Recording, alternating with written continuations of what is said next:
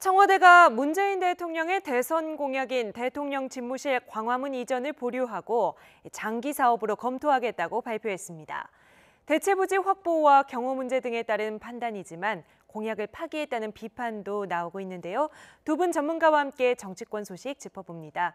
이현종 문화일보 논설위원, 최진 대통령 리더십 연구원장 모셨습니다. 두 분 어서 오세요. 네, 안녕하십니까. 네. 광화문 대통령 시대 상당히 큰 그림이었는데 현실은 그만큼 따라주지 않은 것 같습니다. 먼저 주제어 보고 이야기 나눠보시죠.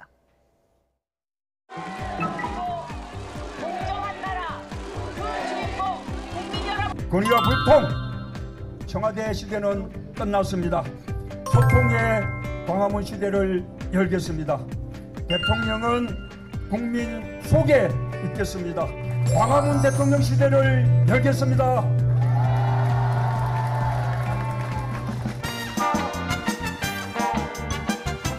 집무실 이전에 대해서는 집무실을 현 단계에서 광화문 청사로 이전할 경우에 청와대 영빈관, 본관, 헬기장 등 주요 기능 대체 부지를 광화문 인근에서 찾을 수 없다는 결론을 내렸습니다. 따라서 청와대 개방과 집무실 광화문 이전은 광화문 광장 재구조화 사업이 마무리된 이후에 장기적인 사업으로 검토하기로 했습니다.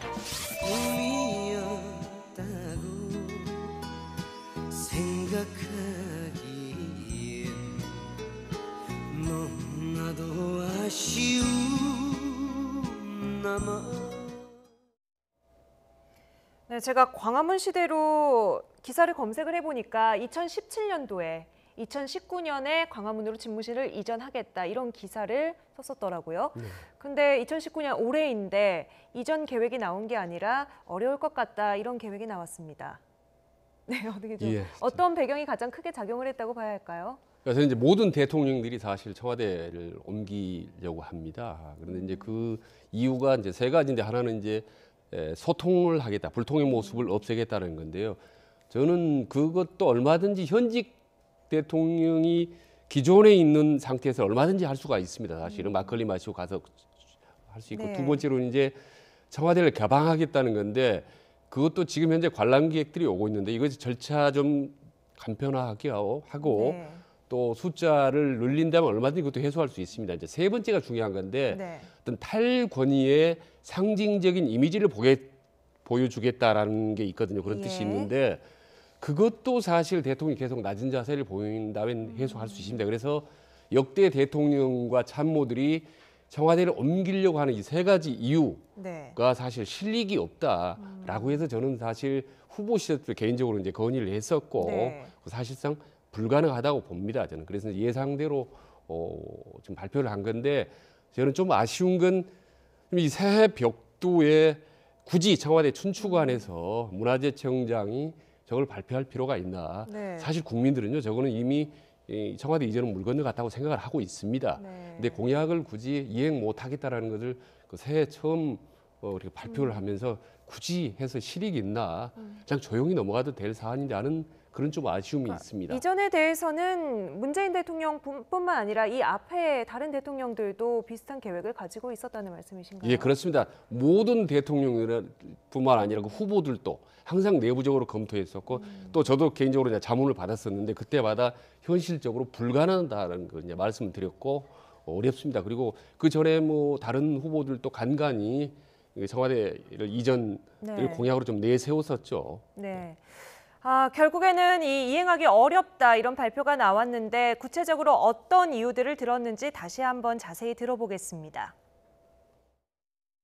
집무실 이전에 대해서는 집무실을 현 단계에서 광화문 청사로 이전할 경우에 청와대 영빈관, 본관, 헬기장 등 집무실 이외 주요 기능 대체 부지를 광화문 인근에서 찾을 수 없다는 결론을 내렸습니다. 따라서 청와대 개방과 집무실 광화문 이전은 광화문 광장 재구조화 사업이 마무리된 이후에 장기적인 사업으로 검토하기로 했습니다.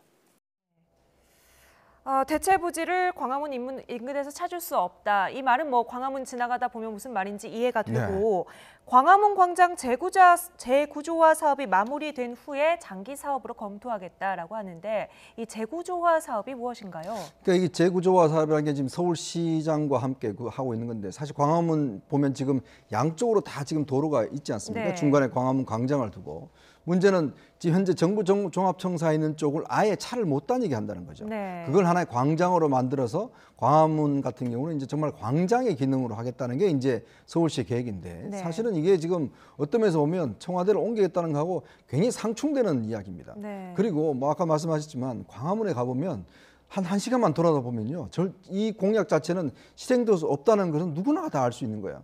저는 그래서 아쉬움이 나는 게 뭐냐면 네네. 이건 애초부터 이루어질 수 없는 공약인데 왜 지금까지 이렇게 오랫동안 끌어왔는 것인지 어떤 면에서 네. 보면 이게 대통령 공약이기 때문에 결국 이게 계속 위원회를 만들어서 지금까지도 뭐 세금을 들여서 지금까지 연구가 아니겠습니까? 이거 연구할 네. 필요도 없습니다. 광화문 나가보시면 지금 대통령이 하고 있는 여러 가지 그 어떤 업무와 관련된 기본 건물조차도 지금 사실 찾을 수가 없어요. 정부 종합청사 지금 가보시면 그 옆에 모두 다 지금 시위 텐트들이 다 지금 차지하고 있습니다. 네. 만약에 예를 들어서 대통령의 업무를 거기서 한다고 그러면 대통령이 움직일 수 있는 공간이 없어요. 네. 도로도 전부 다 좁은 도로거든요. 그러니까 그런 면에서 본다면 물론 공약을 내걸었을 때는 뭐 지켜야 되는 것은 사실이죠. 그렇지만 네. 공약이란 게 대통령이 되고 난 다음에 보면 또 실현 불가능한 공약도 있는 것이거든요. 예. 그렇다면 이런저런 불필요한 논의들을 왜 지금까지 했는지 그 자체가 의문이고 더군다나 지금 뭐 2021년 5월을 목표로 한다는데 이것도 더 불가능합니다. 네. 광화문이요. 광장으로 돼버리면 대통령이 근무하는 곳에서는 100m 이내에 시위를 할 수가 없습니다. 네. 자, 그럼 광화문 광장을 하겠다는 이유는 시민들이 누구나 가서 시위도 하고 뭐 즐기기도 하고 공간을 만들겠다는 거 아닙니까? 그럼 그 공간 안에 대통령 집무실을 두고 그럼 거기에 경호를 하겠다? 이거는 서로 모순되는 이야기거든요. 그렇다면 아예 깨끗하게 이거는 도저히 불가능했습니다. 이거는 뭐 과욕이었습니다라고 그냥 끝내버리면 되는 것이지. 예. 굳이 이렇게 또 토를 다는 것도 또 왜냐하면 대통령 임기가 그때부터 1년밖에 남지도 않았어요. 그리고 이거 옮기려면 굉장히 오랜 시간이 걸립니다. 네. 그런 측면에서 본다면 이거는 좀 청와대가 진작에 이 문제는 좀 깨끗하게 그냥 끝내서 갔어야 되는데 너무 끌었다. 저는 그런 생각이 듭니다. 처음부터 좀 현실 가능성이 좀 그렇죠. 적은 네. 공약이 아니었던가. 시민들과의 소통을 늘리면서 동시에 대통령 경호를 지킨다는 게 사실 상당히 어려운 얘기잖아요. 네. 문재인 대통령은 이거를 언제부터 공약으로 가지고 왔습니까? 그러니까 이제 박근혜 대통령 워낙 불통의 이미지가 강했고 실제로 이제 소통하는 부분이 많이 부족했기 때문에 네. 어떻게 하면 국민들에게 소통의 모습을 극대화시킬 수 있느냐라고 이제 고민 끝에 이제 사실 그게 나온 겁니다. 예. 그리고 실제로 옮길 수만 있다면 상당히 좋죠. 국민들과 쉽게 접할 네. 수 있기 때문에 좋습니다. 특히 이제 우리가 항상 얘기했던 구중굴걸 같다라고 네. 하고 실제로 청와대 내부에서 국민들하고 대통령과 사이는 물론이고 참모와 대통령과 사이도 멉니다. 아주 네. 거리가 멀기 때문에 밖으로 옮길 수 있다면은 훨씬 더 열린 모습을 이제 보여줄 수 있는데 실제로 현실적으로는 이제 불가능하다는 거죠. 조금 전에 유홍준 청장이 이제 세 가지를 얘기했지 않습니까? 예. 마땅한 공간이 없다, 비용이 많이 든다, 또 보안이 또 문제다. 이런데 실제로 이제 경호 의전 문제입니다. 네. 사실은 우리 이제 분당국가에서 그리고 이제 무엇보다도 아까 말씀드렸다시피 우리 법에 대통령 관저에서 100m 이내에는 시위 집회를 할 수 없다라는 규정이 있습니다. 네. 법 규정이. 근데 중앙청사에 만약에 대통령 집무실에 들어가면요. 아무리 차단을 하더라도 일반 시민들이 한 50m 이내에 접근하게 됩니다. 그러면 모든 시민들이 다 법규를 위반하게 되는 상황이 예. 발생하게 되는 거죠. 그러니까 애초에 물리적으로 이제 불가능한 일을 사실 이제 공약으로 했기 때문에 그런데 문재인 대통령께서 이제 원래 상당히 좀 결벽적인 이제 이런 부분이 있기 때문에 네. 기왕에 우리가 약속을 지키지 못하면 이것도 국민에게 솔직하게 우리 털어놓아야 되겠다. 그런 선의에서 이제 출발했다고 봅니다. 네, 결벽적인 부분이란 건 이제 뭐 도덕적으로 예, 굉장히 도덕적으로 청렴하게 상당히 보여야 된다는. 나는 이건 네. 솔직하게 국민들에게 시인하고 이해를 구하는 선의로 한 거라고 보는 네. 건데 그게 이제 본연의 또 논란을 네. 또 일으키는 점에서 좀 아쉬운 그렇군요. 부분이죠. 국민들의 시선에서 보면은 애시당초에 공약을 좀 꼼꼼하게 검토하지 않고 졸속으로 내세운 거 아니냐 또는 검토를 했다면 당선용으로 좀 내세운 거 아니냐 뭐 이런 지적을 할 수도 있을 것 같은데요. 그렇죠. 저는 소통이라는 게 공간의 개념이 아니라고 봅니다. 소통이라는 건 내용의 개념이거든요. 결국 왜냐하면 대통령이 아무리 청와대에 있어도 많은 사람들을 불러서 만나고 대화를 하면 그게 소통이 되는 거예요. 네. 굳이 광화문에 있다고 해서 소통이 잘 되고 현재 청와대에 있다고 해서 소통이 안 된다? 그건 아니거든요. 광화문에 있어도 사람과 안 만나면 소통이 안 되는 겁니다. 자, 그런 측면을 본다면 소통의 개념을 저렇게 형식적이고 어떤 거칠의 개념으로 지금 생각을 해왔기 때문에 이 공약이 나온 거거든요. 네. 예를 들어서 아까도 이야기했지만 국민 속에 있겠다라는 거는 어떤 면에서 보면 정말 정책과 대통령 마음이 국민 속에 있어야 된다는 것이지 네. 대통령이 국민 속에 있다는 거하고는 좀 다른 의미거든요. 그러니까 대통령이 아무리 국민 속에 있더라도 실제로 소통을 하지 않으면 국민의 뜻을 어떻게 알겠습니까? 자, 그런 측면에 비춰봤을 때 지금 뭐 여러 가지 대통령의 일상을 두고 지난번에 문희상 국회의장이 네. 청와대 갔을 때 요즘 뭐 혼밥 하신다면서요? 라고 이제 물었다는 거 아니겠습니까?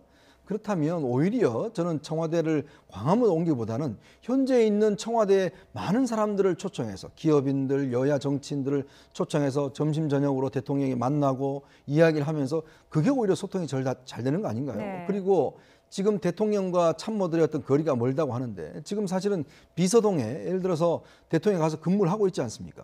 그러면 충분히 가까워질 수 있는 것이거든요. 그만큼 참모들 만나고 장관들을 자주 만나고 한다면 되는 것인데 자꾸 이 개념을 뭔가 형식과 어떤 거칠의 개념으로 자꾸 이제 환산하다 보니까 자꾸 이런 게 나오는 네. 것이거든요. 그렇기 때문에 어떤 정책을 추진할 때도 진짜 내용과 이게 중요한 것이지 자꾸 이렇게 뭘 만들고 어디다 옮기고 네. 사실 어디도 옮기든지 간에 거기 내 사람들이 소통하지 않으면 무슨 소용이 있겠습니까? 예. 그런 면들을 좀 저는 집중하고 싶습니다. 네. 그러니까 이제 대안을 제시했는데 저도 이제 똑같은 생각입니다만은 청와대를 굳이 옮기지 않고도 옮긴 이상의 효과를 거둘 수 있는 대안이 얼마든지 있다는 겁니다. 네. 그중에 이제 대표적인 게 대통령이 현재 이 관저라든 집무실 사용하면서 수시로 이 청사에 가서 회의나 간담회를 하면 되는 네. 겁니다.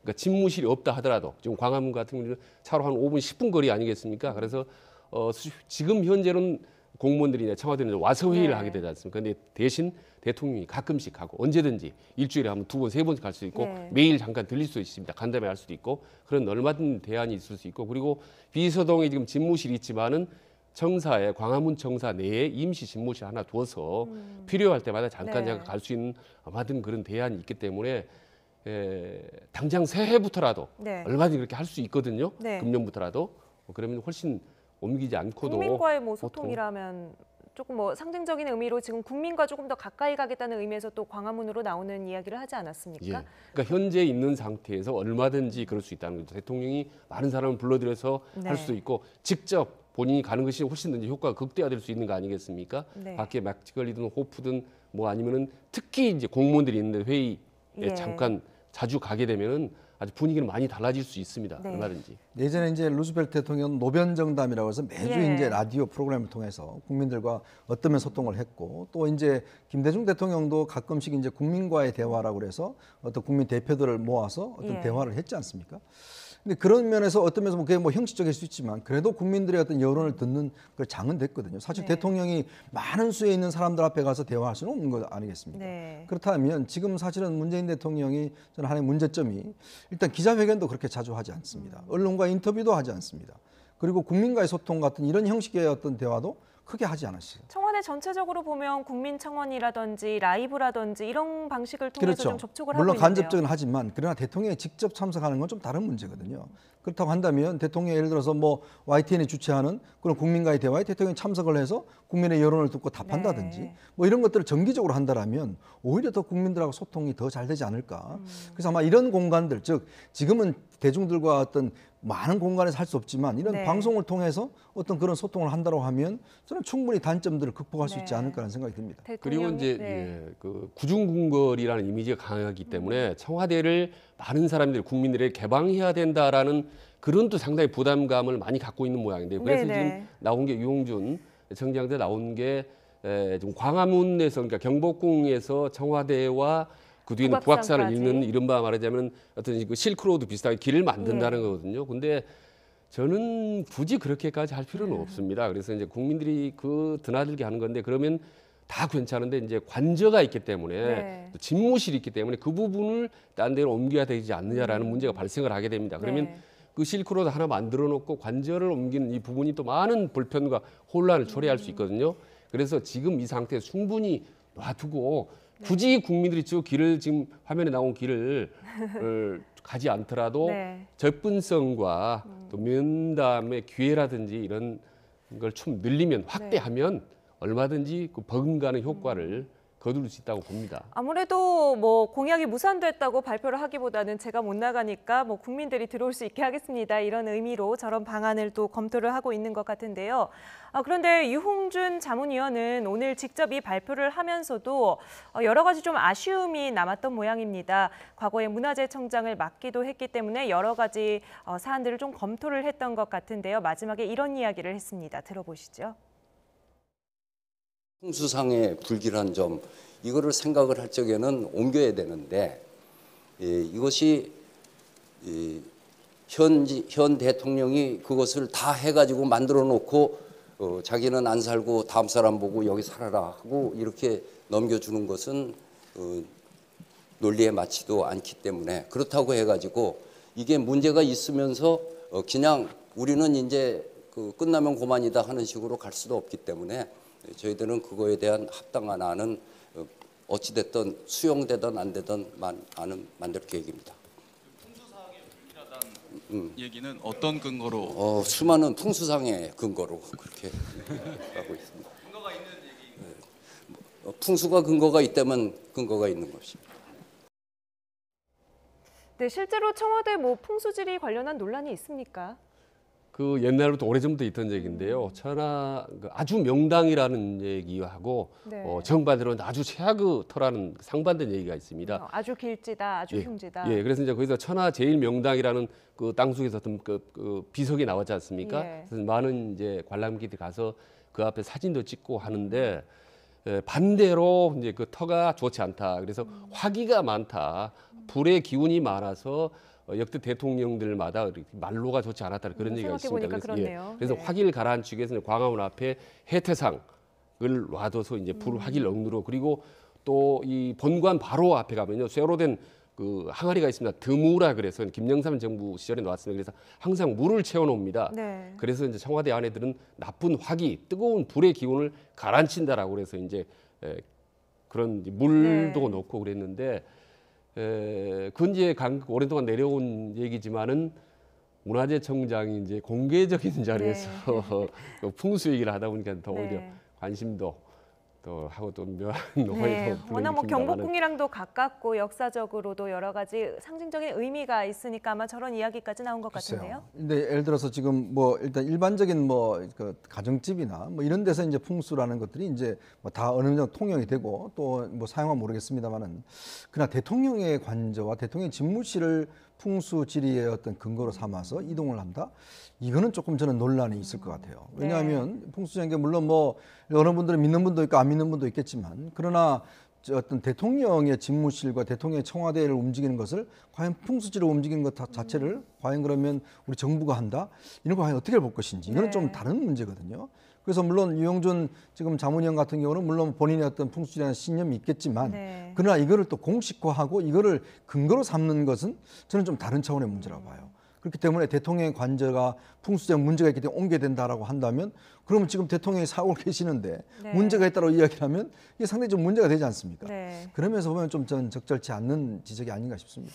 네. 저는 어쨌든 한 말씀을 드리면은 어쨌든 천만다행이라고 생각합니다. 네. 대통령이 공약을 지키겠다가 무리하게 청와대 일부를 옮긴다든가 해서 불필요하게 어떤 혼란이나 이런 것을 야기하는 것보다는 깨끗하게 시인하고 옮기지 않는 것이 그나마 저는 다행이고 잘했다고 봅니다. 네, 뭐 다소간의 실망을 피할 수는 없겠습니다만 어쨌든 간에 처음의 마음이었죠. 국민과의 소통을 확대해 나가겠다. 이 약속만큼은 계속해서 청와대가 좀 지켜줬으면 좋겠습니다. 인적 개편 얘기로 넘어가 볼까요? 당초 예상했던 것보다는 개편 시기가 빨라진 것 같은데 어떤 이유를 좀 꼽아볼 수 있겠습니까? 그렇습니다. 원래 뭐 제가 예상에 한 2월 달쯤, 3월 달쯤으로 예상을 했거든요. 왜냐하면 이제 그게 내년 총선에 어떤 한 1년 정도 앞선 기간 그리고 이제 지금 청와대 총선에 나갈 수 있는 비서관이나 수석들이 꽤 많습니다. 그러면 청와대 개편을 하는 게 어떤 필요할 보는데 아마 이렇게 앞당겨진 이유는 지난 연말 일단 지지도가 상당히 좋지 않았습니다. 이제 그런 측면도 있고 또 하나는 청와대 내부에서 여러 가지 이제 구설수가 많이 나왔지 않습니까? 이제 그러다 보니까 뭔가 어떤 전국의 반전의 어떤 그런 모멘텀이 좀 필요하다는 게 아마 여권 내 중진들이 상당히 건의를 많이 한 것 네. 같아요. 왜냐하면 지금 청와대가 쓸 수 있는 카드란 게 뭐 딱히 지금 인사 말고는 그게 없습니다. 경제적인 상황이 그렇게 갑작스럽게 좋아질 일도 없는 것이고 또 네. 청와대에서 지금 있나고 여러 가지 일들 논란 자체가 뭐 한순간에 또 없어질 수 없는 거 아니겠습니까? 그러면 뭔가 청와대 내부에 좀 쇄신이 필요하다라는 네. 측면들은 있은 것 같고 그걸 좀 앞당길 필요가 있다. 네. 또 당사자들이 일단 지금 임종석 실장도 이게 사실 비서실장은요 하다 보면 1년을 넘기기가 힘듭니다. 왜냐하면 육체적으로 굉장히 힘든 예. 자리예요. 사실 뭐 대통령을 모신 것뿐만 아니라 청와대 전체 비서들을 통과를 해야죠. 사실 우리가 뭐 청와대 정부라는 이야기가 있지 않습니까? 네. 청와대가 가지는 무게감이 굉장히 큰 것이거든요. 그렇기 때문에 아마 뭐 지금 임 실장 본인도 지금 굉장히 힘들어하는 상황이기 때문에 네. 아마 이걸 좀 빨리 앞당겨서 어떤 좀 전체 국정 운영의 어떤 전환의 계기로 삼아야 되겠다. 아마 그런 판단을 내린 것 같습니다. 네. 그래서 지금 제일 뚜렷하게 뭐 교체 인사까지 거론이 되는 게 임종석 비서실장 자리죠. 네, 그렇습니다. 아까 말씀드렸다시피 역대 대통령들의 비서실장을 보면 평균 한 1년 2개월 정도 됩니다. 근데 네. 지금 1년 9개월 가까이 임종석 실장을 했기 때문에 오래 한 편이라고. 예, 몇 번째 손에 꼽는 이제 장수 비서실장인 셈입니다. 이제 그렇기 때문에 충분히 교체할 시점이 됐고 또 하나는 이제 야당으로부터 상당히 그동안에 어떤 청와대나 대통령 공개가는 타켓 네. 어떤 핵심 인물로 됐던 부분이 상당히 부담 요인으로 작용할 수 있고 그리고 이제 지금도 나옵니다만 이제 총선 출마설이 나도는데 다른 청와대 수석들 같은 경우는 지역구가 대충 정해져 있습니다. 근데 임종석 실장 같은 경우는 아직 전혀 지금 오리무중이거든요. 어디로 출마할지. 네네. 과거에 전남 얘기도 나왔고 서울 얘기도 나왔는데 그러니까 비서실장이 빨리 지역을 정해야 총선에 대입할 수 있기 때문에 좀 먼저 나가서 그런 부분에 좀 정치적으로 활동하는 게 유리하다. 이런 부분은 좀 대통령이 좀 고려해 준 건 아닌가라는 생각도 듭니다. 네. 후임으로 가장 유력하게 거론되는 인사는 지금 노영민 주중대사인데요. 네. 거의 뭐 확정적이라고 볼 수 있을 정도인가요? 일단 노영민 대사 같은 경우는 사실은 이제 2012년 대선 때 비서실장을 했고 지난 대선 때는 이제 조직본부장을 했었거든요. 네. 어떤 면에서 보면 사실은 문재인 대통령의 의중을 누구보다도 잘 읽을 수 있는 사람이다. 네. 그래서 노영민 주중대사와 현재 양정철 전 비서관이 아마 이제 그렇게 꼽히는 것 같습니다. 네. 근데 양정철 전 비서관은 이제 본인은 절대 이제 청와대 하지 들어가지 않겠다. 않겠다라고 선언을 했고 노영민 대사 같은 경우는 사실 문 대통령의 어떤 심중을 제일 잘 읽을 수 있다라는 측면에서는 아마 이제 상당히 필요할 것 같아요. 네. 왜냐하면 이게 이제 집권 이제 이기 체제로 이제 넘어가면서 어떤 면에서 보면 대통령이 모든 사안에 대해서 다 이렇게 개입을 하고 간섭할 수는 없는 구조예요. 예. 그렇다면 대통령이 어떤 생각을 하고 있는지, 어떤 구상을 그리는지를 빨리 알아야지만이 국정 운영이 빨리빨리 될 수가 있는 것이거든요. 네. 근데 지금 사실은 지금 새로운 사람들이 온다고 하면 문 대통령하고 좀 이렇게 호흡을 맞춰야 되는데 그 시간이 굉장히 길 겁니다. 그런 측면에서 본다면 당장 들어와서 어떤 운영을 할 수 있게끔 비서실을 할 수 있게끔 할 수 있게 해서는 네. 사실 노영민 대사만한 사람이 없죠. 네. 그런 측면에 본다라면 지금 제가 볼 때는 뭐 거의 부동의 현재 어떤 그 비서실장이 아닌가라는 생각도 듭니다. 네, 저희가 그래픽에 조윤재 주미대사, 뭐 정동채 전 문화관광부 장관 등도 함께 보여드리긴 했습니다만 확실히 유력한 모양이죠. 지금 내정설이 언론에 이제 확 나오기 시작하는데 저는 좀 마지막까지 한번 지켜볼 필요가 있다고 봅니다. 왜냐하면요, 우리나라 대통령 역대 대통령 쭉 비서실장의 흐름을 보면요, 예. 1기가 관령일 경우에는 2기는 대개 실세형인 경우가 많습니다. 예. 예를 들면은 김대중 정부 때 김중권 1기, 2기는 한광호, 그 다음에 박근혜 정부 때도 1기는 허태일금, 2기는 김기춘으로 이렇게 넘어갑니다. 예. 반대로 1기가 실세형 비서실장이면 2기는 관리형 비서실장으로 네. 넘어갑니다. 노무현 대통령 때 1기가 문희상 비서는 실세형이 있지 않습니까? 그럼 2기는 김우석 김우치 연세대학교 총장입니다. 그래서 요번에도 1기 임종석 비서실장이 실세형이기 때문에 2기로 넘어가면서 관리형이 되지 않을까라고 생각이 있었습니다. 그 대표적인 인물이 고려대학교 염재호 총장이 거론되더라고요. 그래서 네. 노무현 정부 때도 2기 연세대 총장이었는데 요번 문재인 정부 2기는 고려대 총장인가? 이게 좀 뜻밖의 인물이 될 수 예, 있겠다. 뜻밖의 인물이 하기 때문에 궁금했는데 지금 노영민 주중대사. 비서실장 주중대사 유력하기 때문에 만약에 예상대로 노영민 주중대사가 된다면 완전히 그러니까 강으로 가는 거죠. 네. 실세형은 잇따라 실세형을 때 이거는 문재인 대통령이 확실하게 친정 체제를 강화한다. 그러니까 어떤 분위기의 쇄신보다는 분위기의 강화다. 예. 강공 그렇게. 드라이브를 밀고 나가겠다는 그 의지의 표현으로 저는 해석하고 할 수 있다고 봅니다. 네, 일단 정치권에서 가장 유력하게 보는 인물이 노영민 주중대사인 건 맞습니다. 민주당 30 의원이 노 대사에 대해서 굉장히 치켜세우고 있는데요. 직접 들어보고 오시죠. 갑자기 뛰어올랐네요. 노영민 대단한 사람이죠.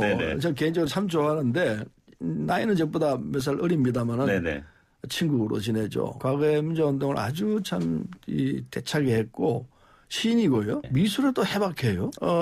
그게 화집에 대한 해설서도 내고 그랬는데 지난번에 시집 낸 게 그게 억울하게 무슨 돈 받고 했대래가지고 그래서 출마도 못하고 그랬는데 대단히 유능한 사람입니다. 이 노무현 대통령 선거 때는 실질적인 지휘를 했죠. 그런데 이제 노무현 대통령이 중국과의 관계가 대단히 중요하다 생각하고 자신이 가장 아끼는 사람을 중국 대사로 내보낸 거죠. 네. 민주화 운동도 했고 시인이고 그림도 해박하고 극찬을 했습니다. 지난번에 그 시집 이거는 네, 카드 단말기 놓고 이제 시집 팔았다 해서 문제가 됐던 그 부분인데 이 부분이 뭐 결격 사유가 된다던가 하지는 않을까요? 일단 지금 두 가지죠. 사실은 이제 시집 강매 부분하고 이제 아들 그다음 인턴 국회 인턴 문제가 이제 예전에 한번 논란이 됐었습니다. 뭐 이거 자체가 제가 볼 때는 아마 결격 사유는 안 될 거고 사실 이제 노영민 대사 같은 경우는 원래 옛날 노동운동을 하면서 또 이제 본인이 뭐 직접 용접할 줄도 알아요. 그만큼 이제 했고 또 여러 가지 예술 방면에도 문제 일가견이 있고. 근데 이제 아마 문재인 대통령과 이제 호흡을 맞추면서 사실 이제 이끌어왔기 때문에 그런 측면에서는 문 대통령 굉장히 가깝고 또 하나는 지금 현재 이제 지역구가 원래 그 지역구를 이제 옛날에 불출마 선언을 하면서 현재 도종환 장관한테 넘겨주고 왔습니다. 근데 이제 도종환 장관 이제 예를 들어 지금 본인이 지난번에 한번 아들 결혼식 때문에 한번 들어온 적이 있거든요. 그래서 뭐 혹시나 출마하는 게 아닌가라고 이야기를 나왔었는데 아마 본인 입장에서 보면 다시 그 지역구 가기는 좀 힘들지 않겠는가라는 생각이 들어요. 그래서 아마 지금 우윤근 대사는 아마 다음에 출마할 가능성이 높습니다. 근데 지금 노영민 대사는 다음에 출마보다는 그냥 일단 뭐 정무직이나 이런 걸 쪽 갈 가능성이 본인 스스로 높은 것 같아요. 아마 이제 노영민 대사는 앞으로 이제 국회의원보다는 좀 지방자치단체장 쪽으로 좀 방향을 설정한 것 같거든요. 그렇다고 한다면 일단은 현재로서는 노영민 대사가 일단 총선 출마를 하지 않는다면 비서실장으로서 가장 적합하죠. 왜냐하면 이제 비서실장을 하게 되면 총선 출마를 못 하게 되니까 아마 그런 가능성 본다면 저는 뭐 노영민 대사가 여전히 유력한 거 아닌가라는 생각이 듭니다. 그 밖에 민정수석이라든지 다른 자리는 어떻게 유력하게 거론되는 인사들 누가 있을까요? 지금 민정수석은 조국 수석은 거의 이제 유인 쪽으로 가닥을 잡은 것 같습니다. 400개역이나 여러 가지 필요사항이 있기 때문에 그래서 지금 정무수석이 지금 정무수석. 거의 교체가 유력하게 거론되고 있고 이제 후임자도 강기정, 이철희 의원 이제 거론됩니다만은 언론은 상당히 강기정 전 의원이 이제 좀 많이 유력한 걸로 봅니다. 지난번 인사 때도 정무수석 유력하게 거론되고 이미 검증까지 다 마쳤다 그런 얘기가 나오고 있거든요. 그래서 이제 삼선 의원 출신인데 만약에 강기정 의원이 된다면은 노영민 의원하고 그러니까 삼선 비서실장의 삼선 정무수석이 되는 둘 다 거고. 삼선이군요. 예, 그렇습니다. 그다음에 노영민 의원 같은 경우는 또 과거 문재인 대통령 비서실장 출신이고 또 강기정 의원 같은 경우는 과거 또 대표 시절에 했던 정책위원장이었기 때문에 문재인 대통령 입장에서는 호흡도 맞고 또 중진 의원인데다가 또 이 친문 핵심들을 연결 고리가 있기 때문에 아주 여러 가지로 이제 유리하죠. 문재인 대통령 입장에서는. 다만 이제 이철희 의원 같은 거 되면 현역 의원 비례의원이기 때문에 비례의원들을 이제 사퇴해야 된다는 그런 이제 부담이 있기 때문에 아마 좀 고민스럽지 않을까라는 생각을 듭니다. 네. 그리고 국민소통수석에는 김성수 의원 그리고 지금 김의겸 대변인이 물만 올라 있네요. 일단 이제 윤영찬 수석이 본인이 일단 처음에 들어갈 때부터 본인은 뭐 그렇게 오래 하지 않겠다라는 걸 아마 이야기를 했었고 그리고 아마 이제 다음 총선 출마도 아마 본인이 생각하고 있는 것 같아요. 그렇다고 한다면 지금 이제 국민소통수석을 아마 후임자가 이제 결정될 것 같은데 김성수 의원은 이제 MBC 보도국장 출신이죠. 그리고 이제 비례대표했고 옛날에 이제 김종인 대표 시절에 이제 그때 사실은 이제 대변을 했지 않습니까?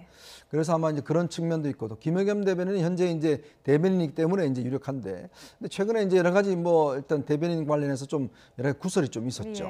아마 그런 것 때문에 이제 그런 게 조금 문제가 될 수 있겠고 문제는 또 김성수 의원도 사실 오게 되면 이 의원직을 버리고 와야 되지 않습니까? 뭐 그런 것들이 아마 좀 부담스러울 것 같습니다. 네, 정의용 국가안보실장은 어떻습니까? 유임 이야기가 나오던데요. 한때 교체 얘기가 나왔다가 이제 중국 유임 쪽으로 크게 많이 기우는 네, 분위기입니다. 아무래도 북한과의 관계 때문일까요? 예, 그것도 이제 이 북한 문제의 일관성도 있고 또 하나는 이제 청와대가 3실장 체제 아닙니까? 비서실장, 정책실장, 안보실장인데 두 사람이 바뀌는데 세 실장이 전체가 바뀔 경우에 네. 좀 업무의 연계성이나 좀 부담된다. 네. 그래서 남북 관계도 정상회담 문제도 바로 임박해 있기 때문에 한번 그 유임 쪽으로 그게 좀 가닥이 잡힙니다. 만약에 거쳐가 될 경우는 이제 서훈 국정원장이 이제 후임자로 거론이 되고 있는 상태입니다. 네, 지금은 그러니까 정의용 안보실장과 조국 민정수석은 그대로 자리에 있을 가능성이 높고 나머지 참모진에 대해선 두 자릿수 정도 개편 이야기가 나오고 있습니다.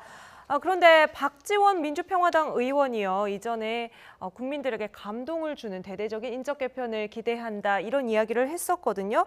그런데 오늘 이 나온 이야기들을 보고 찔끔 개편하면 안 된다 이런 이야기를 했습니다. 좀 자세히 보실까요? 페이스북에 이런 글을 올렸습니다.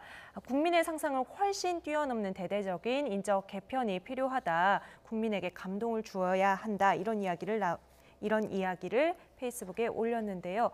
이 이상의 더 큰 교체, 뭐 네. 조국 민정수석까지도 교체해야 된다 이런 이야기인가요? 그러니까 결국 이제 인사라는 거는 항상 예상을 좀 초월해야 됩니다. 그래야지만이 이 인사를 보는 사람이 느끼는 감동은 사실 지금 우리가 다 이야기를 했지 않습니까? 네. 그럼 인사를 해봤자 별 감동이 없어요. 네. 별 정부에 영향을 주지 않습니다. 그렇지만 세상에 예를 들어서 어떤 부분 관련해서는 전혀 예상치 못한 인사를 하게 될 경우에 아 이렇게도 하는구나라는 이제 그런 느낌들이 있거든요. 사실 지금 인사가 중요한 게 아까도 말씀드렸지만 뭔가 전국의 어떤 전체 큰 분위기를 전환하는 시점 그런 어떤 필요의 인사이기 때문에 국정 운영의 방향을 좀 더 바꾼다 아니면 좀 더 이제 어떤 경제적인 문제에 좀 더 집중을 한다든지 이런 어떤 사인을 사실은 국민한테 줘야 되거든요. 그렇다고 한다면 문재인 대통령 입장에서 보면 정말 어떤 본인이 정말 모든 것을 다 걸겠다라는 그런 측면에서 본다면 좀 더 과감한 인사를 해야 된다는 게 이제 박지원 의원의 조언인 것 같아요. 네. 그렇다고 한다면 지금 괜히 뭐 예를 들어서 조금 바꾸고 이런다면 이게 바꾼 것 같지도 않는 느낌들이 나오잖아요. 네. 그렇다고 한다면 예를 들어서 지금 같으면 청와대 개편과 더불어서 내각도 좀 교체를 해주고 한다. 왜냐하면 지금 내각에 의원 출신들 지금 장관들이 꽤 많지 않습니까? 네. 그럼 이분들도 어차피 언젠간 돌아가야 되거든요. 그러면 뭐 인사청문회도 해야 되고 그러면 또 뭐 시간이 꽤 걸립니다. 네. 그렇다고 한다면 아예 예를 들어 청와대 개편과 더불어서 인사 빨리 내각 개편도 하면 이게 빨리 전국이 좀 안정될 수가 있거든요. 그렇다고 한다면 지금 상황에 본다면 당청의 어떤 좀 청와대와 정부의 좀 대대적인 개편 이걸 통해서 초반에 어떤 국정 운영의 어떤 주도권을 확 바꿔 나간다면 상당히 문재인 대통령도 올해 국정 운영을 쉽지 않을까라는 네. 그런 측면들 아마 박지원 의원이 생각한 것 같습니다. 네, 정부의 어떤 각오랄까요? 분위기 전환을 가장 크게 보여줄 수 있는 이야기가 인사이기 때문에 이런 이야기가 나옵니다. 개편 얘기가 나오면서 최근 언론과 정치권이 또 관심을 기울이고 있는 사람은 역시나 유시민 노무현 재단 이사장인데요. 이번에는 정두원 전 의원의 예측을 들어보도록 하겠습니다. 근데 어떤 팟캐스트나 유튜브 활동이라고 하는 것을 특히나 정치적으로 방어하기 위해서라고는 그 자체가 정치라고 봐야 되는 거 아니에요? 아니죠. 그거는 광의의 정치에 들어가고요. 네. 또 광의도 아니에요. 정치하고 거의 근접한 행위죠. 그러니까 정치일선에 나선 걸로 봐도 충분해요. 정치일선에 나선 것으로 네. 봐도 된다. 예. 네, 개편, 정계 복귀 이런 얘기 할 때마다 계속해서 빠지지 않고 등장하는 이름들이 조국, 유시민, 양정철 이런 분들이거든요. 네. 어떻게 해석해야 될까요? 근데 이제 그 과거의 선례를 볼 필요가 있는데요. 대권 주자라든지 주요 정치인들이 이 정치 가능성이 꾸준히 거론됐던 사람치고 정치에 입문하지 않은 사람은 거의 없었습니다. 네. 그런 점에서 저는 유시민 씨도 전 정기 입문 가능성이 매우 높다고 보고요. 특히 이제 이번에 유튜브를 새로 개설하는 과정을 유심히 보면은 네. 상당히 그 홍보 효과를 많이 좀 기대하는 거고 이슈 파이팅도 하는 것 같아요. 거기다가 네. 또 공교롭게 자의반 타의반으로 홍준표 전 대표까지 같이 이렇게 공격을 하면서 네. 노이즈 마케팅 읽고 서로 윈윈하게 되는 결과적으로 네. 그런 홍보 효과를 톡톡히 거둔 것 같습니다. 그래서 저는 뭐 시간이 지날수록 그런 정치적인 행보 네. 가 좀 넓어지고 확대되지 않을까라고 봅니다. 유시민. 오늘 이사장에 밤에 대해서. 이제 첫 방송 그렇습니다. 유시민의 네. 알릴레오 한다고 하죠. 이런 유튜브 행보 같은 게 정치를 하기 위한 어떤 준비 작업이다라고 보는 시각이 있고 오히려 그렇지 않다. 완전히 이제 밖에서 이야기를 하겠다는 거다. 뭐 이렇게 해석을 하는 경우도 있던데요. 근데 이게 유튜브를 하게 되면 지금 유튜브를 한 목적이 가짜 뉴스에 대응하겠다고 한 거 네. 아니겠습니까? 근데 오늘 첫 출연자가 문정인 대통령 특보예요. 그러면 오늘 문정인 특보를 모셔놓고 뭘 이야기하겠습니까? 결국은 대북 정책과 이 남북 관계를 이야기하지 않겠습니까? 예. 그러면 본인의 어떤 입장을 이야기를 해야 될 거고 그렇다고 한다면 이게 어떤 정치적 사안과 남북 관계 이런 전반에 걸쳐서 자기 주장을 할 수밖에 네. 없습니다. 그러니까 어떤 뭐 유시민 작가가 그동안 보면 뭐 다른 어떤 뭐 알뜰 신잡이라든지 이런 걸 통해서 여러 가지 어떤 다양한 주제를 이야기를 했지만 예. 지금 어떤 면에서 가장 첨예한 정치적 경제적 주제에 대해서 본인의 입장을 이야기할 수밖에 없는 입장이에요. 네. 며칠 전 뭐 토론에서 보니까 문재인 대통령의 소득주도 성장에 대해서 굉장히 옹호하고 이제 나섰던 걸 보면 제가 볼 때는 아마 문재인 대통령의 어떤 그 정치적 예전에 이제 노무현 대통령의 정치적 경호실장이라고 그랬잖아요. 네. 아마 문 대통령의 경호실장으로 나서는 게 아닌가 그런 생각도 해봐요. 왜냐하면 지금 하는 목적 자체가 그래요. 그리고 또 이게 하게 되면 당연히 정치적인 논란이 될 수밖에 없습니다. 네. 또 상대방의 보수층에도 논란이 될 수밖에 없고 그러다 보면 사실은 문재인 대통령이 대통령 본인이 처음에는 안 하고 싶으셨거든요. 네. 그렇지만 주변에서 계속 설득하고 여러 가지 상황을 통해서 끌어내는 거 아니겠습니까?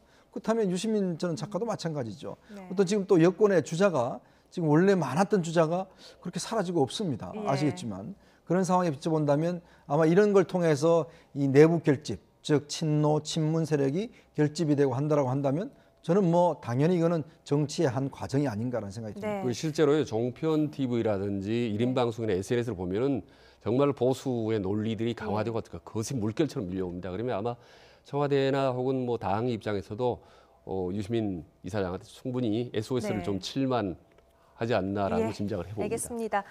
다음 주에 발표될 청와대 인적 개편, 바뀐 사람들 속에서 자리를 지키는 조국 민정수석 그리고 바깥에서 지원 사격을 해줄 유시민 이사장이 어떤 역할을 할지 함께 지켜보도록 하겠습니다. 이번에는 다음 주제로 넘어가지요. 무소속으로 활동했던 이용호 송금주 의원이 더불어민주당에 입당하겠다고 발표를 했지요. 하지만 큰 암초를 만났습니다. 주제요, 보고 오시죠.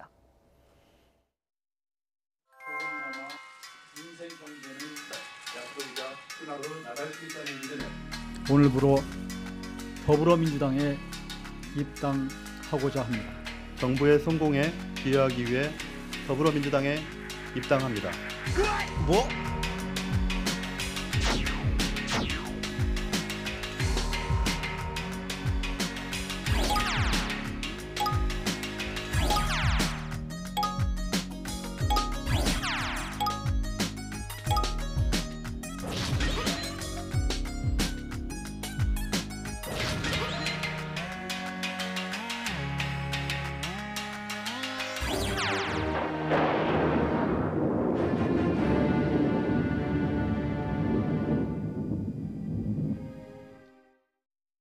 네, 최재성 의원이 아예 입당 신청을 철회해달라 이렇게 공개적으로 목소리를 냈습니다. 최재성 의원님은 사선 중진이고 친문 핵심인데 일단 어떤 이유 때문에 반대하는지부터 좀 짚어주실까요? 일단 이제 이렇게 당적을 옮기는 것 자체 이거에 대해서 이거는 이제 구태 정치를 우리가 왜 반복할 필요가 있는가라는 네. 측면과 함께 이는 국민들한테 심판받은 거기 때문에 뭐 이 당적을 옮기면 안 된다는 측면 또 하나 이제 아마 내부적인 의미는 지금 현재 이 지역에 또 다른 분들이 뛰고 계세요. 네. 그러면 예를 들어서 이렇게 들어올 경우는 이제 이분들이 어떤 나중에 공천을 어떤 약속받고 들어오지 않겠습니까? 지역구의 원외위원장들. 그렇게 될 경우는 이게 내부적으로 그동안 그러면 고생한 사람들은 뭐냐? 네. 외부에서 뭐 당을 나갔다가 한 사람들이 들어와서 다시 공천을 받고 한다라면 이거는 좀 원칙에 맞지 않지 않느냐? 이제 이런 네. 어떤 의미 때문에 이제 지금 반기를 든 것인데 원래 이제 이해찬 대표도 똑같은 측면에서 이제 반대를 해왔습니다. 예. 근데 이게 입장이 바뀐 게 뭐냐면 사실 이제 국회가 이렇게 진행되어 오면서 여당이 지금 소수 여당이다 보니까 어떤 면에서 보면 지금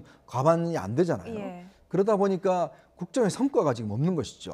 아쉬운 것도 사실이다. 그렇죠. 왜냐하면 지금 뭐 사실 여당이 지금까지 한 걸 보면 크게 어떤 국정에 내놓을 만한 성과가 법안 통과 이런 게 없지 않습니까? 네. 그러다 보니까 뭔가 전국의 좀 분위기를 좀 바꿔야 되겠다. 그렇다면 또 여당으로 책임감 이런 걸 강조하는 측면에서는 아마 이런 부분을 좀 하자라고 한 것 같아요. 근데 이제 지금 이해찬 대표가 나서서 막 하지는 못하지만 네, 신중하게 그렇죠. 뭐 검토를 해봐야 된다. 두 사람이 이제 입당을 선언한 것 자체는 뭐 거부할 수 없는 상황이니까 예. 아마 그러다 보니까 이제 당내에서 좀 반발이 좀 이제 일어나고 있는 것 같습니다.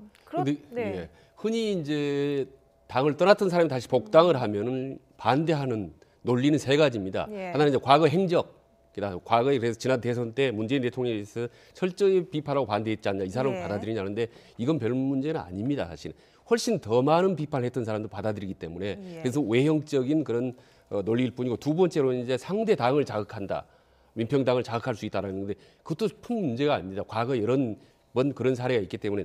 마지막 세 번째가 중요한데요. 다시 복당하는 사람의 지역에 있는 상대 당 사람이 누구냐입니다. 네. 그러니까 지금 민주당 현재 지역위원장이 누구냐인데 그 사람이 실세냐 아니냐가 상당히 중요한 겁니다. 그래서 예. 제가 이렇게 봤더니 두 지역 중에 송금주 나주하준 지역 중에 지역위원장이 신정훈 전 의원이더라고요. 예. 그러니까 나주시장을 지내고 19대 국회의원을 지내고 문재인 정부에서 얼마 전까지 청와대 농업 비서관을 했습니다. 그러니까 상당히 아주 신문그룹의 핵심적인 인사죠. 예. 이러한 신정훈 의원이 버티고 있는 지역에 있기 때문에 이 사람이 오는 것을 호락호락할 놔둘 리가 만만하고, 신정훈 의원이 어젠가 며칠 전에 이해찬 대표 만나서 1시간 동안 만났었으니까 이렇게 강력하게 해당 지역에 있는 실세 지역위원장이 반대할 경우에 들어오기가 쉽지 않습니다. 네. 근데 보니까 심사위원들이 보니까 지금 두 사람만 입당 심사위원을 하는 게 아니라 여러 사람을 해야 되기 네. 때문에 결과가 나오려면 몇 달이 걸린다라고 걸릴 수 얘기했더라고요. 있다. 그건 네. 사실상 유보 상태라 다름없는 거죠. 네, 다음 주에 입당 심사가 이제 들어가는 거지요. 자, 이런 가운데 일단 박종진 전 앵커가요, 바른미래당을 탈당을 했습니다. 바른미래당에서 여러 가지 계속해서 탈당 행렬이 이어지고 있는 거 아니냐, 원내에서도 네. 이런 얘기가 나오는데 아주 대표적인 사례가 될 수 있겠죠. 그렇죠. 뭐 박종진 지금 앵커 같은 경우는 지난번에 이제 보궐선거에도 출마를 했었고, 근데 아마 본인이 지금 이제 모 방송사에서 이제 시사 프로를 아마 진행을 맡게 됐어요. 근데 이제 당적이 있으면 이게 좀 힘들기 때문에 당적을 버리고 다시 이제 방송으로 복귀한다, 이런 예. 이제 명분을 했는데, 사실 바른미래당은 지금 박종진 전 앵커를 제외하고 나머지 지금 사실 지역에서 예전에 전 의원이라든지 또 뭐 지방 의원 같은 분들이 다 지금 자유한국당으로 많이 복귀를 하고 있습니다. 예. 그러다 보니까 지금 밑둥에서부터 흔들리는 게 아닌가, 이런 지금 이야기가 나오고 있는 것이거든요. 뭐 이학재 의원도 지금 먼저 자유한국당으로 복당을 했죠. 그리고 이제 아마 이게 지금 이제 그 정계 개편, 정치개혁, 지금 현재 선거구제 개편, 예. 이게 지금 이루어지지 않는다고 한다면 저는 상당수의 의원들이 다시 한번 자유한국당으로 올라갈 가능성. 지금 이제 2월달에 자유한국당 전당대회가 있지 않습니까? 네. 아마 그걸 기화로 해서 상당히 흔들릴 수 있는 가능성이 있는 것 같아요. 그러다 보면 당에서 이렇게 하나씩 빠져나가면 바른미래당도 보면 상당히 어려운 국면으로 가는 것이 아닌가. 아마 그 대표적인 케이스가 지금 사실은 박종진 전 앵커의 탈당인 것 같습니다. 네. 지금 3월 정계 개편설이 바닥에 나돌거든요. 네. 그래서 지금 많이 물밑으로 여의도로 많이 움직임이 있습니다. 네. 그래서 정치적으로 이제 감이 빠른 이제 박종진 씨라든지 저런 사람들은 이미 그걸 간파하고 빨리 먼저 행동에 나선 게 아닌가, 이제 그렇게 봅니다. 3월 정계 개편설에 지금 나오고 있는 뭐 대략적인 윤곽이랄까요? 어떻게 좀 봐야 됩니까? 그 보면 우선은 자유한국당 같은 경우는 어떤 형태로든지 깨질 가능성이 높다고 봅니다. 예. 실제로 자유한국당 내부에서도 그렇고요. 그리고 바른미래당이라든지 민평당이라든지 지금 지지도가 5%를 못 넘는 게 거의 아마 1년 가까이 넘죠. 이런 상태로서는 다음 총선하면 거의 100점 100패입니다.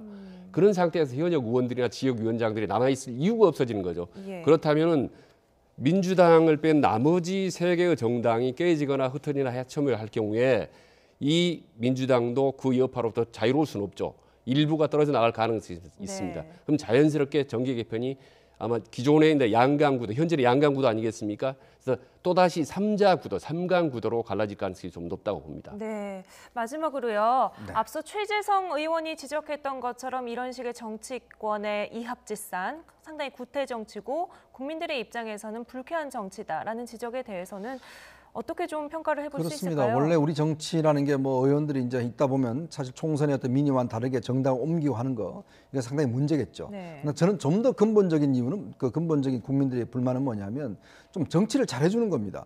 자, 여당이 예를 들어서 지금 뭐 여러 가지 이념 문제를 가지고 구태 그러는데 사실 이 구태보다 무능한 게 더 구태거든요. 사실 여당 입장에서 보면 전국을 잘 끌어나가야 되고 뭔가 또 국민이 원하는 걸 해줘야 되는데 지금 그렇게 지금 여당이 움직여가고 있지 않죠. 또 청와대와 관계 속에서도 보면 지금 청와대에 거의 뭐 끌려가는 듯한 지금 어떤 모습을 보여주고 있지 않습니까? 예. 그러면 집권 여당으로서 정말 제대로 된 정책, 제대로 된 능력, 이걸 보여주는 게 저는 가장 우선이라고 봅니다. 네. 그런 측면과 또 야당도 마찬가지죠. 지금 뭐 보면 이 사안들 등등에 대해서 제대로 지금 대처도 하고 있지 못하고 또 계속 지금 이런 왔다 갔다 하는 문제만 가지고 지금 오랫동안 사실 하지 않습니까? 그런 측면을 본다면 국민들 입장에서는 누가 가든 누가 오든 별 중요하지 않다고 봅니다. 네. 결국 중요한 것은 각 정당들이 정말 제대로 좀 역할을 좀 해주는 것들, 국회에서 그것들이 가장 중요한 국민들이 원하는 것이거든요. 그런 좀 민의를 읽는다고 한다면 이렇게 누구 내 지역구 뭐 내 지역에 누가 온다 반대하는 거 이런 것보다는 올 한 해만큼은 좀 더 국민들한테 뭔가 성과물을 보여줄 수 있는 국회, 이게 된다고 한다면 저는 그게 국민들의 가장 큰 선물이 아닌가. 국회에 누가 가고 누가 오는 국민들 저는 아무 관심이 없다고 봅니다. 네, 알겠습니다. 오늘 금요일이니까요. 예. 이번 한 주 김태우 수사관 또 신재민 전 사무관의 기자회견과 잠적 여러 가지 사건들로 정쟁이 상당히 많았거든요. 네. 다음 주 국회에서는 좀 이런 식으로 좀 활로를 좀 찾아서 예. 국민들에게 좀 활기를 줄 수 있는 국정 운영을 했으면 좋겠다. 그렇습니다. 이런 이야기를 예. 한마디 해주시죠. 지금 뭐 아시다시피 소용돌이 치고 있는 국면인데요. 서서히 지금 구정이 다가오고 있지 않습니까? 그런데 구정 민심이라는 용어가 아주 정치 용어화 됐을 정도로 구정의 즈음에 국민들이 어떻게 생각하느냐가 상당히 그 한 해 민심 흐름을 좌우합니다. 그런 점에서 이제 이번에 당장 있을 청와대 개편하고 또 있을 가능성이 높은 내각의 개편 네. 여부에 따라서 2019년도 금년에 문재인 대통령에 대한 국민들의 평가, 민심 이런 부분들이 아주 확연히 달라질 거라고 봅니다. 네, 알겠습니다.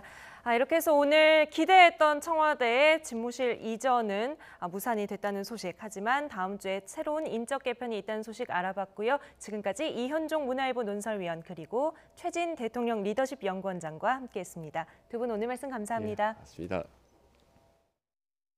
잇몸병 선택은 이가탄입니다. 엄마? 친구야. 아버님, 많은 분들이 이가탄을 복용하고 계십니다. 잇몸병엔 이가탄. 먹어보면 확실히 달라집니다. 아시죠? 이가탄. 신용을 지키지 않는 사람들로 빛을 잃어가는 우리의 사회. 고려 신용정보가 밝히겠습니다. 당신의 희망찬 미래를 위해 고려 신용정보. 과거에도 그리고 미래에도 3환의 기술력은 다릅니다. 최초를 넘어 최고를 향하여 건설의 새로운 미래를 만들겠습니다. SM 3환기업. 새해엔 당신의 웃음소리도 함께 올라갔으면. 2019년 1월 대한항공 올림. Excellence in flight. Korean Air.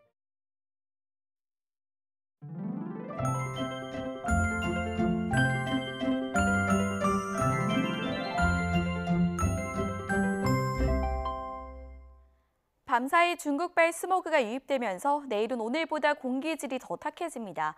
내일 남부와 제주는 종일 나쁨 수준 보이겠고요. 그 밖의 지역은 한때 나쁨에서 매우 나쁨 수준까지 오르겠습니다. 주말 나들이 계획이 있다면 참고하시고요. 외출 시에는 마스크 꼭 챙기시기 바랍니다. 내일 서울의 아침 기온은 영하 7도, 낮 기온은 영상 1도로 예년 수준을 보이면서 심한 추위 없겠습니다. 내일도 먼지로 뿌연 하늘이 이어집니다. 제주도는 흐린 가운데 아침까지 5mm 안팎의 비가 오겠습니다. 강원 산간 지역은 내일까지 바람이 강하게 불 것으로 보입니다. 화재가 발생하기 쉬운 만큼 불씨 관리에 각별히 신경 써주셔야겠습니다. 내일 아침 기온은 예년과 비슷하겠습니다. 서울 아침 기온 영하 7도, 광주 0도, 부산 3도로 예상되고요.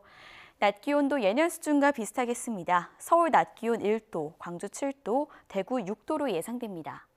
당분간 내륙은 맑은 가운데 예년 이맘때 겨울 날씨가 이어지겠습니다. 지금까지 날씨 정보입니다. 별똥별이 쏟아진다는 오늘 하늘에 별이 된 사람이 있습니다. 고 임세원 교수, 그의 SNS에는 그간 만났던 환자들을 떠올리며 모두 부디 잘 지내시기를 기원한다고 쓴 글이 남아 있었습니다. 임 교수의 동료들은 의료 환경 개선을 촉구하면서도 한편으로는 이번 사건이 정신질환자에 대한 편견의 계기가 되어서는 안 된다고 당부하고 있습니다. 임 교수가 남긴 진심이 환자분들께 꼭 전달이 됐으면 좋겠습니다. 고 임세원 교수의 명복을 빕니다. 뉴스나이트 마칩니다. 편안한 밤 보내십시오.